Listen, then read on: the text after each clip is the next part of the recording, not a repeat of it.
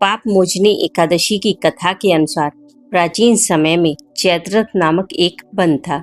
उसमें अप्सराएं किन्नरों के साथ विहार करती थीं। वहां सदैव बसंत का मौसम रहता था, अर्थात उस स्थान पर नाना प्रकार के पुष्प खिले रहते थे। कभी गंधर्व कन्याएं विहार करती थीं, तो कभी स्वयं देवेंद्र अन्य देवताओं के साथ क्रीड़ा करते थे। उसी वन में मेधावी नाम के एक ऋषि भी तपस्या में लीन रहते थे। वह भगवान शिव के अनन्य भक्त थे। एक दिन मंजू घोषा नामक एक अप्सरा ने उनको मोहित कर उनकी निकटता का लाभ उठाने की चेष्टा की।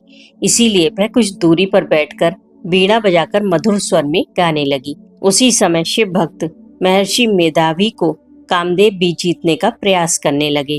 कामदेव ने उस सुंदर अप्सरा के भौं का धनुष बनाया और कटाक्ष को उसकी प्रत्यंचा बनाई और उसके नेत्रों को मंजू घोषा अप्सरा का सेनापति बनाया। इस तरह कामदेव अपने शत्रु पर विजय प्राप्त करने हेतु तैयार थे। उस समय महर्षि मेधावी भी युवावस्था में थे और काफी हष्टपुष्ट थे। उन्होंने यज्ञोपवीत तथा दंड धारण कर रखा था। वो स्वयं दूसरे कामदेव के समान प्रतीत हो रहे थे। उस मुनि को देखकर कामदेव के वश में हुई मंजू घोषा ने मधुर वाणी से वीणा पर गायन आरंभ किया, तो महर्षि मेधावी भी मंजू घोषा के मधुर गायन तथा उसके सौंदर्य पर मोहित हो गए। वह अप्सरा मेधावी मुनि को कामदेव से पीड़ित जानकर उनसे आलिंगन करने लगी। महर्षि मेधावी भी उस अप्सरा के सौंदर्य पर मोहित होकर शिव रहस्य को भूल गए और कामदेव के वशीभूत होकर उसके साथ रमण करने लगे। काम के वशीभूत होने के कारण मुनि को उस समय दिन रात का कुछ भी ज्ञान ना रहा। दीर्घ काल तक वे दोनों रमण करते रहे।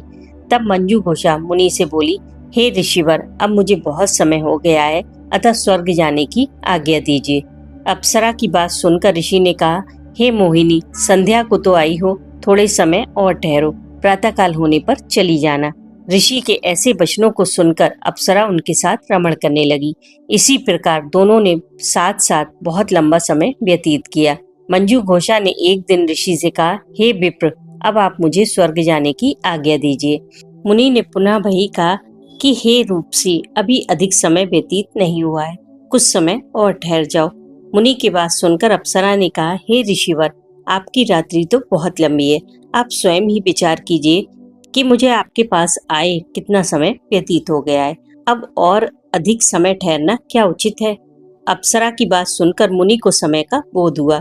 तब उन्हें ज्ञात हुआ कि उन्हें रमण करते हुए 57 साल व्यतीत हो चुके हैं, तो उस अप्सरा को वह काल रूप समझने लगे। तब ऋषि ने क्रोध में भरकर उस अप्सरा को श्राप दे दिया कि मेरे तप को नष्ट करने वाली दुष्टा, तू महापापिन और बहुत ही दुराचारणी है, तुझे धिक्कार है, आज से तू पिशाचिनी बन जा। मुनि के क्रोध युक्त श्राप से वह अप्सरा पिशाचिनी बन गई। यह देखकर वह व्यथित होकर ऋषिवर से बोली कि अपने क्रोध का त्याग कर कर प्रसन्न होइए और कृपा करके यह बताइए कि श्राप का निवारण कैसे होगा।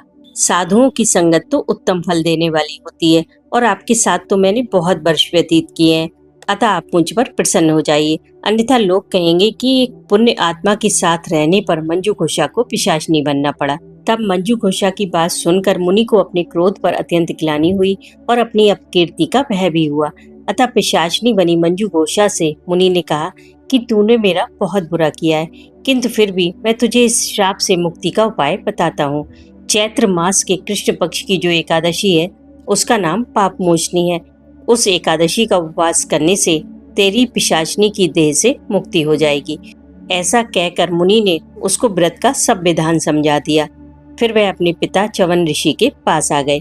च्यवन ऋषि ने अपने पुत्र को देखकर कहा कि हे पुत्र, तूने ऐसा क्या किया कि तेरे सभी तप नष्ट हो गए हैं, जिससे तुम्हारा तेज मलिन हो गया है।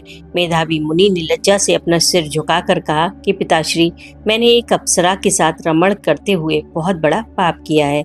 इसी पाप के कारण संभवतः मेरा सारा तेज, मेरे तप नष्ट हो गए हैं। कृपा करके मुझे इस पाप से छूटने का उपाय बताइए। च्यवन ऋषि ने कहा कि हे पुत्र, तुम चैत्र मास के कृष्ण पक्ष की पाप मोचनी एकादशी का विधि पूर्वक तथा भक्ति भाव से उपवास करो, इससे तुम्हारे सभी पाप नष्ट हो जाएंगे। अपने पिता च्यवन ऋषि के वचनों को सुनकर मेधावी मुनि ने पाप मोचनी एकादशी का व्रत किया। उसके प्रभाव से उनके सभी पाप नष्ट हो गए और मंजू घोषा को भी पिशाचनी की देह से मुक्ति मिली। इस कथा का सार यही है कि शारीरिक आकर्षण अधिक समय तक नहीं टिकता। शारीरिक सौंदर्य के लोभ में पड़कर मेधावी मुनि अपने संकल्प को भूल गए। यह भयंकर पाप माना जाता है।